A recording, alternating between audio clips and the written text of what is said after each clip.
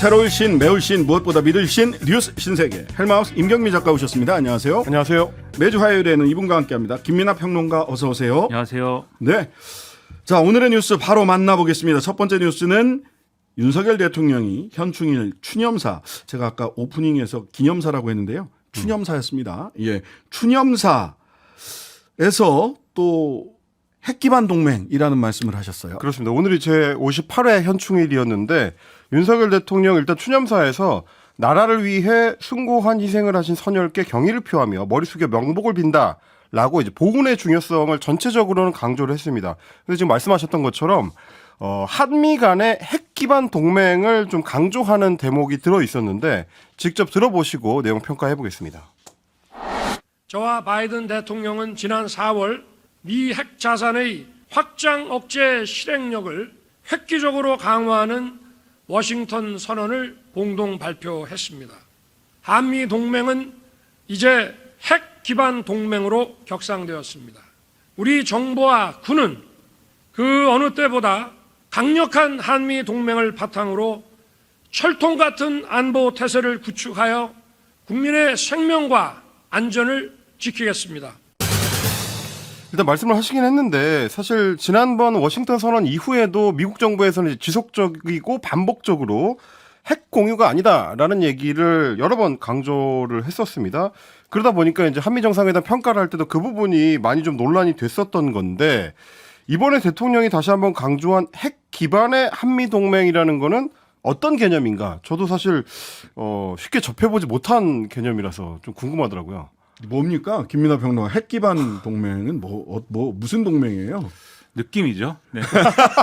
느껴야 되는 겁니다. 이거는 뭐 예를 들면 우리한테 뭐 핵미사일을 제공하는 것도 아니고, 그렇죠. 뭐 한반도에 전술핵을 재배치하는 것도 아니고, 핵을 공유하는 것도 아니다. 그러니까 확장 억제를 강화하는 것이다라고 미국이 정리를 이미 해줬지 않습니까? 네. 그런데도 이제 핵 기반 동맹이다라고 한다는 것은 결국 이제 김태일 처장이 얘기한 것처럼 그런 느낌이다. 뭐 그런 느낌, 그냥 사이, 그냥 느낌. 한국과 미국은 그냥 그런 사이, 뭐 이런 얘기이지 않을까. 그래서 저는 오늘 이제 현충일을 기념해서 이제 대통령 여러 말씀했지만 뭐 그동안 외교안보 정책에 대한 우려는 여러 차례 말씀드렸습니다. 근데 그런 우려를 뭐 다시 한번 뭐 얘기하고 이런 것보다는 적어도 정확한 사실에 기반한 어떤 평가 이런 거를 국민들에게 투명하게 말씀을 해주는 게 좋다. 그게 아니라 핵 기반 동맹 그러면 제가 최대한 이것을 어떻게든 뭐 지금 있는 현실하고 잘 맞춰보려고 노력을 했습니다만 확장 네. 억제를 강화한다는 게 바로 무슨 핵무기가 들어오고 뭐 이런 개념이 아닌 이상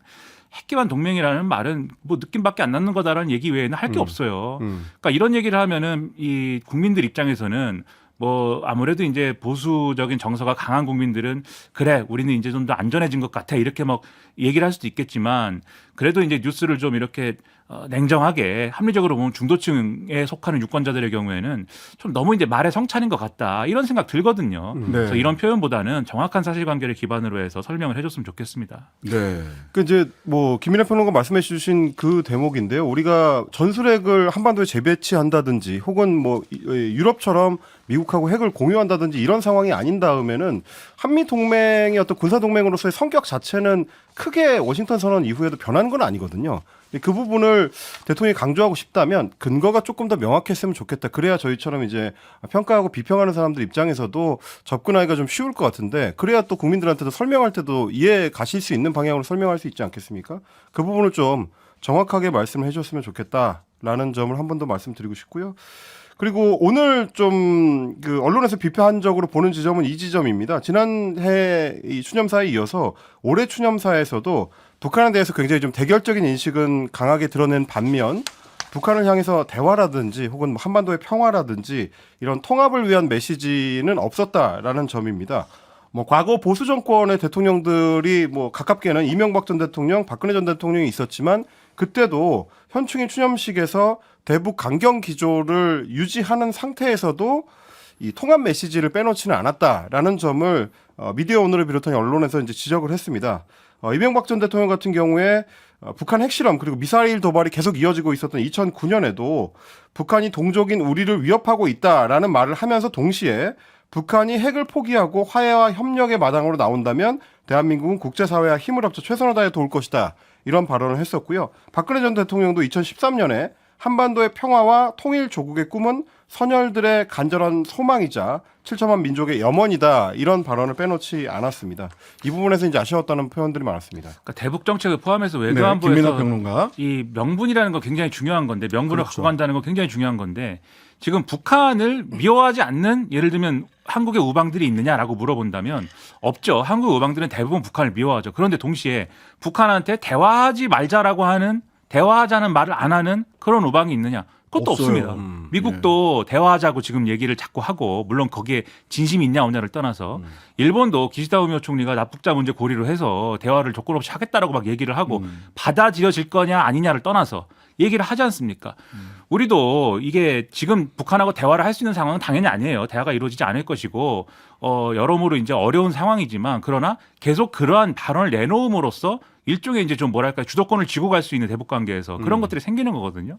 제가 볼 땐 정부 내에서 권영세 장관 대단히 외로울 것이다 이런 생각이 듭니다. 이게 분명히 정치권에 있을 때는 윤석열 대통령과 가까운 어떤 정치적인 그런 어떤 조언을 할 수 있는 인사다 이렇게 많이들 불렀는데 지금 통일부 장관으로서 대북 정책이 없는 건 아니잖아요. 담대한 어떤 제안을 해놓은 상황 아닙니까? 비핵화를 한다면 여러 가지 옵션을 제공하는 그러한 내용을 뭐 그게 또 실효적이든 아니든 이명박 정권 때 잘 안 된 건데 아무튼 실효적이든 아니든 제안한 게 있는데 그거 대통령이 언급조차 안 하는 상황이 됐다라고 하면은 얼마나 외롭겠습니까? 그런 점에서 보면은 대북 정책을 포기하는 것이 아닌지. 그러니까 이명박 정권 때도 대북 정책 포기했다라는 평가 때문에 이후에 박근혜 정권에서 또 그것 때문에 사실 대북 정책이 어려웠던 부분도 있는 거거든요. 그런 점들을 종합적으로 좀 입체적으로 봐야 된다 이 말씀을 드리겠습니다. 이 추념사에 대해서 그리고 현충일 관련해서 여야 간에 상당한 또 공방이 있었습니다. 메시지는 좀 극명하게 엇갈렸다고 볼 수 있겠습니다. 김기현 국민의힘 대표 같은 경우는 페이스북에 오늘 메시지를 남겼는데 영해를 수호하다가 목숨을 잃은 영령을 욕되게 하는 세력이 이 나라에서 바로 하지 못하도록 하겠다. 이렇게 이제 강조를 했는데 앞뒤 맥락이 없다 보니까 이게 아마도 어제 있었던 일, 그러니까 이래경 전 더불어민주당 혁신위원장의 해촉과 관련해서 이걸 요구했던 최원일 전 천안함 한장에 대해서 민주당의 이제 권칠승 대변인이 했던 얘기, 무슨 낯짝으로 그런 얘기를 한 거냐라고 했었던 논란, 이거와 관련해 가지고 발언한 걸로 좀 보인다는 해석이고요. 그러면서 이제 김기현 대표 같은 경우는 북한 눈치를 보면서 가짜 평화를 구걸하느라 호국 영웅들에 대한 추모마저도 도외시하는 일이 더 이상 없도록 하겠다. 이렇게 민주당을 또 애둘러 비판하기도 했습니다. 네. 반면에 민주당 이재명 대표 같은 경우는 현 정부의 외교 정책에 대해서 좀 날을 세우는 메시지를 남겼는데 이웃과 공동체의 안녕을 위해 고귀한 희생을 마다하지 않으신 호국 영령들께 고개 숙여 감사와 존경을 표한다라고 하면서도 동시에 무책임한 말폭탄으로 위기를 조장하고 진영 대결의 하수인을 자청하는 편향적 이념 외교를 고집하면 언제든 비극의 역사가 반복될 수 있다라면서 현재 정부의 정책 기조에 대해서 좀 우려하는 목소리를 냈습니다.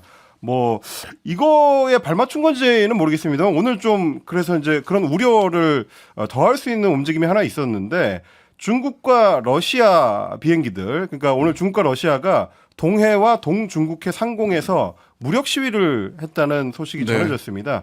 중국 국방부가 밝혔는데 오늘 중러가 동해하고 이제 동중국해에서 연합 공중 전략 순찰을 했다라는 겁니다. 결국 이 공중 전략 순찰이라는 게 우리 동해에서 이루어지게 된다면 한국의 방공 식별 구역을 넘어오느냐 아니냐가 이제 이 주안점인데 진입했다가 빠져나갔다라는 얘기가 들려왔습니다. 네. 그러니까 중국과 러시아는 방공 식별구역이라는 개념이 없어요. 사실상. 그건 우리가 거는 거예요. 그렇죠. 그렇기 때문에 뭐 이런 일들을 막 하는데 근데 또 이런 게 있다는 건 또 알기 때문에 이게 그렇죠. 넘어가면은 문제가 된다는 건 뻔히 알면서 또 하는 거죠. 그러니까 여러모로 지금 이제 한반도 상황이 한반도 주변의 동아시아 상황이 화약고 같은 상황이 되고 있다라는 우려가 생기고 한반도 문제뿐만 아니라 대만이 같이 걸쳐져 있지 않습니까? 그래서 항상 외신에서도 이 부분을 굉장히 위협적으로 보는데 그렇기 때문에 제가 볼 때 이재명 대표가 이 편향적 이념 외교 이 문제를 거론을 한 것은 제가 볼 때는 정론이에요. 그거는. 근데 다만 민주당의 이런 메시지가 빛이 바라는 것은 어제 그 사건 때문이죠. 그렇죠. 이래경 이사장을 혁신위원장으로 전권을 주는 혁신위원장으로 선임했다 이 얘기가 나오면서 사실 오늘 예를 들면 이런 메시지가 사람들이 듣기에 유권자들이 듣기에 민주당이 그래도 뭔가 정상적인 어떤 그런 외교로 이 궤도를 되돌리자고 하는 거야 이렇게 받아들일 수 있어야 되는데 어제 그분의 그러한 어떤 잘못된 외교관이나 이런 것들이 막 이렇게 부각이 되면서 마치 양극단이 지금 싸우고 있구나 이런 인상을 주는 듯한 그런 모양새가 될 수가 있는 거거든요. 그래서 민주당이 그게 왜 그런 상황이 됐는지에 대해서 저는 다시 한번 좀 되돌아보고 이게 아니라 진짜 당혁신을 위해서 해야 우리나라의 잘못된 외교 정책이라든가 이런 것들도 제대로 비판할 수 있는 것이 아니겠는가 그런 말씀을 드리겠습니다. 저는 오늘 그 대통령 추념사에서 가장 눈여겨봤던 이야기는 이 부분입니다. 국가의 품격은 국가가 누구를 어떻게 기억하느냐에 달려 있습니다. 너무나도 맞는 말씀입니다. 현충원에서 있었잖아요. 현충원에서 이 말씀을 하셨는데 그렇다면 저는 현충원에 가신 김에 여기에 대해서 빨리 정리해야 된다고 보는데요. 지금 현충원과 서울 대전 현충원에는 독립운동가와 함께 65명의 친일파가 나란히 잠들어 있습니다. 특히 서울 현충원에는 2005년 친일 반민족행위 진상규명위원회에서 발표한 국가공인 친일파 김백일, 신흥균, 신태영, 이응준, 이종찬, 김흥준, 백낙준, 신현준, 김석범, 송석하, 백홍석 이 11사람이 같이 누워 있습니다. 국가가 누구를 어떻게 기억하느냐에 국가의 품격이 걸려 있습니다. 윤석열 정부에서 뿐만 아니라 지난 대한민국 정부 모두가 해결하지 못했던 문제입니다. 이 부분을 저는 우리가 어떻게 이 친일파를 기억하고 독립운동가를 어떻게 기억할 것인지 또 우리 공동체를 지킨 분들을 어떻게 기억할 것인지 다시 한번 생각해 봐야 된다. 저는 이 윤석열 대통령의 말, 윤석열 정부의 품격은 어떤 사람을 누구를 기억하느냐.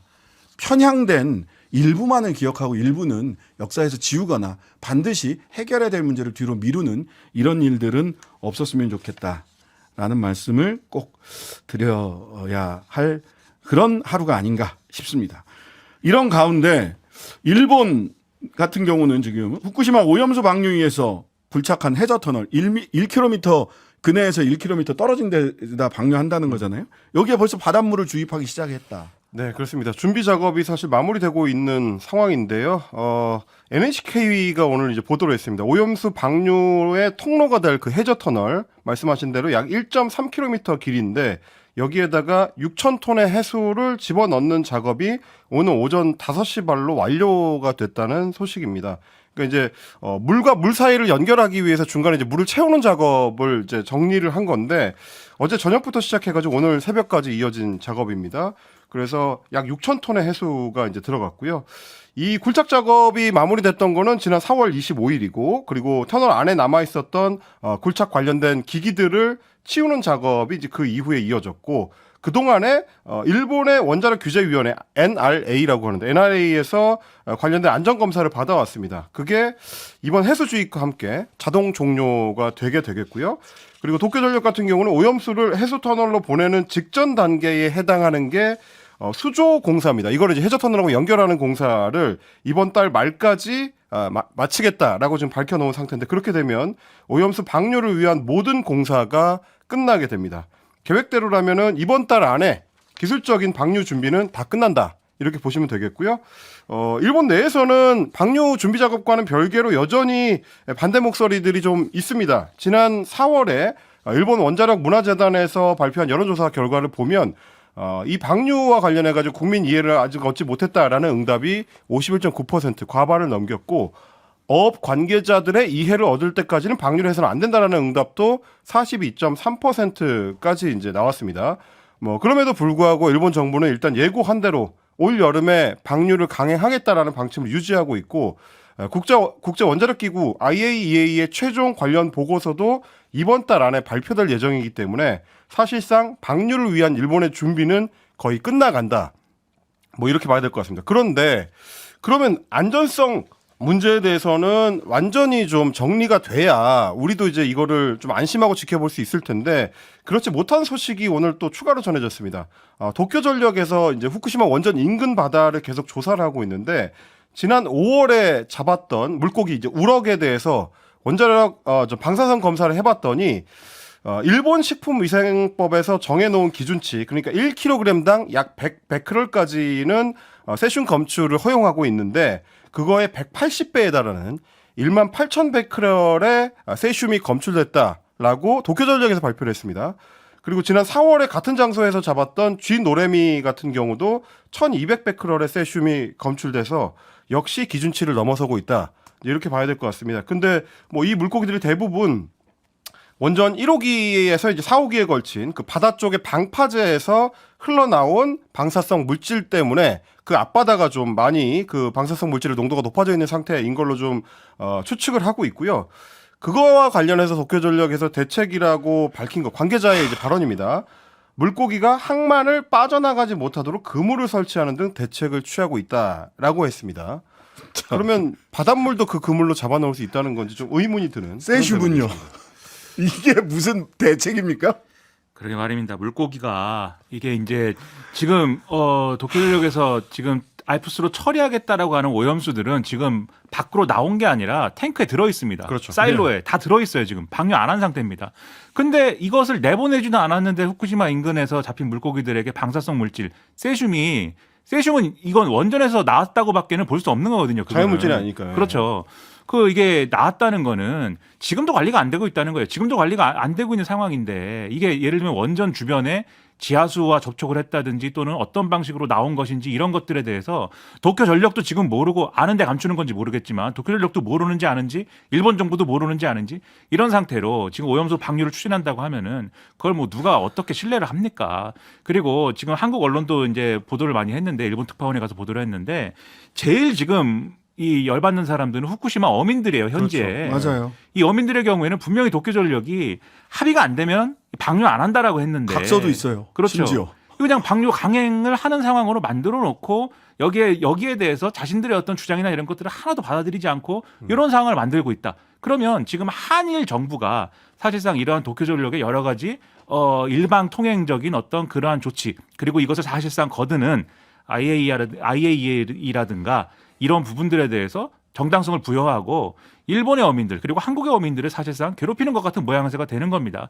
이런 것을 왜 우리가 자처하는가 상당히 우려가 커질 수밖에 없는 거죠. 아니 저는 도쿄전력의 대책이라고 내놓은 게 물고기가 바다로 나가지 못하도록 항만에다가 그물을 치겠다.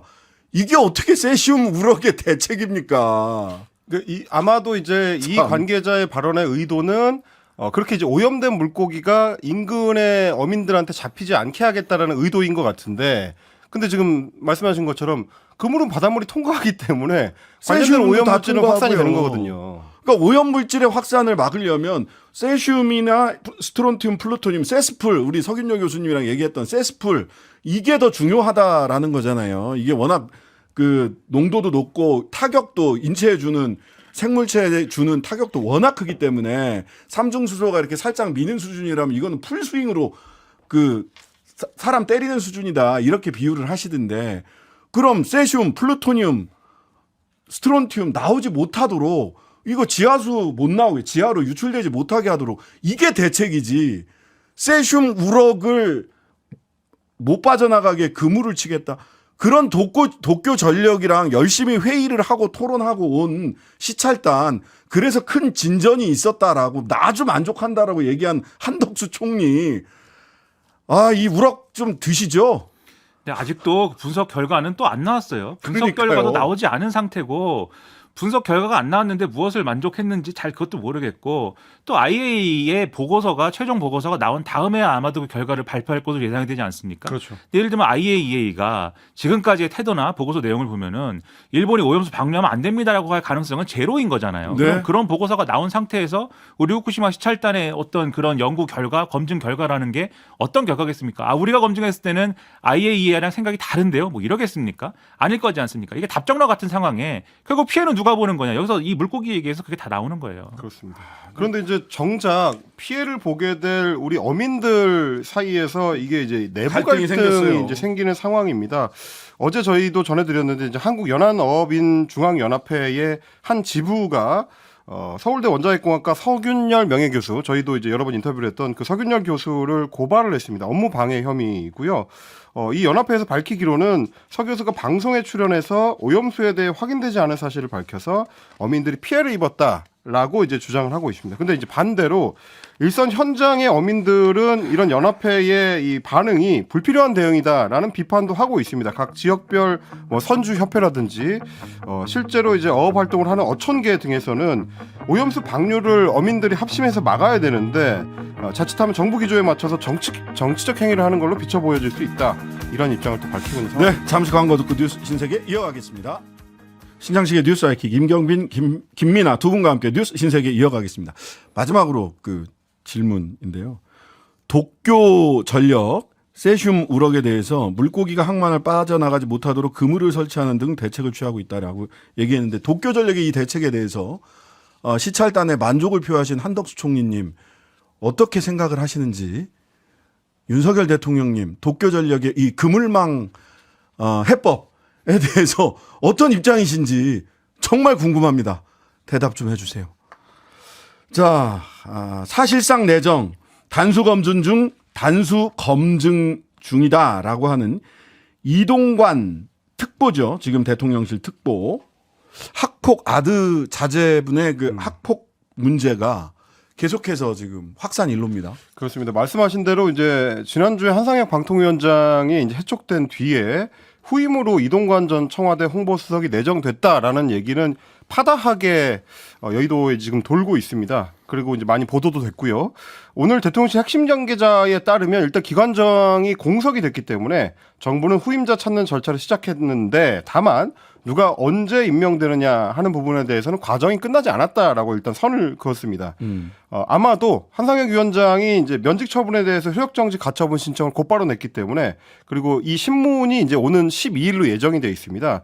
그래서 이 가처분이 어떻게 되느냐에 따라서 임명 여부가 결정될 수도 있다라는 얘기가 들리긴 하는데 한편에서는 강행할 거다라는 얘기도 나오고 있기 때문에 좀 관심 있게 지켜봐야 될 것 같고요. 말씀하셨던 대로 이 이동관 대통령실 대외협력특보의 아들 학폭과 관련한 무마 논란이 계속 언론에 오르내리고 있습니다. 의혹의 핵심은 학폭의 가해자였던 이동관 특보의 아들에 대해서 당시 재학 중이던 자율형 사립고등학교 이제 하나고등학교 측에서 아예 학교폭력자치위원회를 열지를 않았고 이 사건을 자체 종결지었다는 점입니다. 그 뒤에 가해자였던 이동관 특보 아들은 전학을 다른 학교로 갔고요. 그리고 수시 전형을 통해서 서울의 모 명문대학교에 진학한 걸로 확인이 됐습니다.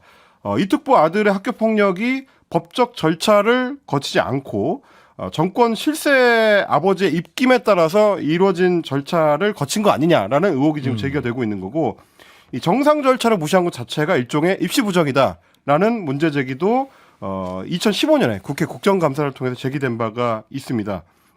근데 이제 이런 얘기가 계속되는 이유는 언론을 통해서 소개되고 있는 그 사건의 내용이 워낙 좀 충격적이기 때문인데 그러니까 이게 2011년에 발생한 학폭 사건인데 실제로 관련 사실이 드러난 건 2015년이 돼서 그렇습니다. 드러나게 된 거죠. 이미 대학 입시까지 다 끝난 이후였습니다. 그때 네. 국회 국정감사 그리고 서울시 의회의 특별 조사를 통해서 피해 학생들 중에 2명의 진술서가 공개가 됐는데 네. 내용이 좀 이제 충격적인 내용들이 많았습니다. 뭐 예를 들면 이런 대목입니다. 복싱과 헬스를 1인 2기로 이제 배운 후에 그 연습을 한다면서 팔과 옆구리 부분을 수차례 강타하고 침대에 눕혀서 발로 밟았다. 뭐 이런, 밟았다. 대목이 있고요. 그리고 그 당시 이제 이동관 수석 아들이 손톱을 이 피해자의 침대 위에서 깎고 그 손톱 깎은 거를 이제 침대 곳곳에 뿌려놓거나 시험 기간에 자신을 깨워주지 않았다고 하면서 자기가 잘 때까지 잠을 재우지 않는 이거 예전에 군내의 이 비리 이 부조리 때나 보던 그런 것 같은 올빼미 장면들입니다. 하는 건데 그게. 그리고 이제 기숙사 복도에서 친구와 다른 친구를 싸움하라고 이제 시켰다. 그래서 싸우지 않으면 둘 다 맞아야겠네라고 하면서 이제 폭행을 했다든지 다른 이제 피해자가 공부에 방해가 된다면서 이 가해자를 피해 다녔더니 잡아와서 이제 책상에 머리를 300번 부딪히게 하는 등의 이제 행위를 했다. 300번이요. 그렇습니다. 전 이거 처음에 보고 오탄 줄 알았어요. 한 30번을 잘못 썼나? 했더니 300번이 맞더라고요. 그러니까 이런 일들이 이제 피해자들의 진술서를 통해서 확인이 됐었고 당시 사건을 조사했던 서울교육청 같은 경우는 학교폭력방지법에 따라서 하나고 학폭위 위원장은 사실 신고를 받거나 보고받은 경우에 무조건 학폭위를 소집을 해야 되는데 2012년 4월경에 이 사안을 보고받고도 학폭위를 개최하지 않고 담임 종결 사안으로 처리했다라고 지적을 한 바가 있습니다. 그리고 그 뒤에 이제 관련된 내용을 검찰에 고발하기도 했는데 검찰에서는 혐의 없음으로 종결 처리가 된 사안입니다. 사안의 성격이나 뭐 이 파장을 봤을 때 만약에 실제로 이동관 특보가 방통위원장에 지명이 된다면 인사청문 과정에 상당히 좀 논란이 될 걸로 보입니다. 이게 학폭과 관련된 이 사실관계도 사실관계인데 만약에 당시에 뭐 이 대통령의 측근이었던 이동관 당시 수석이 이 사안을 무마했다면 어떻게 무마했을까? 이것에 대해서 평론가는 막 상상의 나래를 펼치게 돼요. 왜냐하면 네. 대통령의 측근이지 않습니까? 그렇죠. 이동관 수석은. 그리고 이 하나고라는 학교는 사립고니까 이사장의 입김, 이사장의 힘이 굉장히 세겠죠. 실제로 당시에 이 담임교사 등등 뭐 교사들이 이 당시에 이제 이사장의 전행이라든가 이런 것들이 여러 가지를 이 언론에 얘기를 한 바 있어요. 네. 인권위원회 진정도 했고요. 그렇죠. 근데 하나고 이사장이 누구였습니까? 김승효 회장이잖아요. 네. 하나금융 회장이잖아요. 하나그 당시 김승효 회장이 누굽니까? 이명박 정권 금융 4대 천왕 중에 한 사람입니다. 맞아요. 이명박 대통령 고대 동기예요. 경영학과 같은 학번이에요. 그러면 대통령이랑 그 4대 천왕 중에서도 강만수 회장과 함께 가장 가까운 사람 중에 하나였거든요. 그러면 대통령의 측근 자제의 어떠한 학폭 사안이 불거졌을 때 대통령하고 바로 통하는 사람이 이사장의 학교예요, 거기가. 그것을 무마할 수 있는 방안을 낼 수밖에 없는 거죠. 그리고 그 생각해낸 방안을 실행한 게 아니냐. 이런 의심을 이 뉴스를 보면 갖게 되는 겁니다. 이 사안을 인사청문회에서 정확하게 밝혀내지 않으면은 이 방통위원장의 무슨 뭐 다른 얘기는 다 필요 없고 사실 이 얘기가 정확하게 밝혀져야 그 자격이 생긴다. 그것을 명심을 해야 되겠죠. 그 당시 이제 정진우 당시 교육위원회 의원, 네, 정의당 출신의 자기는 왜 김승효 하나고 회장이 하나고 이사장이 하나금융 회장이 왜 자기를 찾아왔는지 처음에는 이유를 몰랐다는 거예요. 김승효 회장이 교육위원회 의원들을 찾아다니면서 아무 문제가 아닙니다. 이건 학폭이 아닙니다. 이런 얘기를 하고 다녔다는 겁니다. 참 이해할 수 없는 사태다. 입학사정관 할 때 아마 학교 폭력 사안 기재됐으면 불합격 처리됐을 거다라고 입학사정관들은 다 이렇게 이야기를 합니다. 뉴스 신세계 지금까지 헬마우스 임경민 작가 김민하 평론가였습니다. 감사합니다. 고맙습니다. 하루 종일 기다려지는 진짜 시사. 평일 저녁 6시 5분 신장식의 뉴스 하이킥.